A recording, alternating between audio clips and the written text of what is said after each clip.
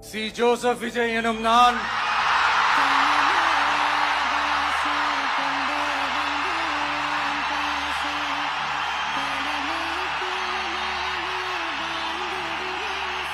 சட்டப்படி அமைக்கப்பெற்ற இந்திய அரசியல் அமைப்பின்பால் உண்மையான நம்பிக்கையும் மாறா பற்றும் கொண்டிருப்பேன் என்றும் இந்திய நாட்டின் ஒப்பில்லாத முழு முதல் ஆட்சியையும் ஒருமையையும் நிலை நிறுத்துவேன் என்றும் தமிழ்நாட்டு அரசின் முதலமைச்சராக உண்மையாகவும் உளச்சான்றின்படியும்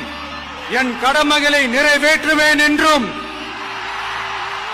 அரசியல் அமைப்பிற்கும் சட்டத்திற்கும் இணங்க அச்சமும் ஒருதலை சார்பும் இன்றி விருப்பு வெறுப்பை விலக்கி பலதரப்பட்ட மக்கள் அனைவருக்கும் நேர்மையானதை செய்வேன் என்றும்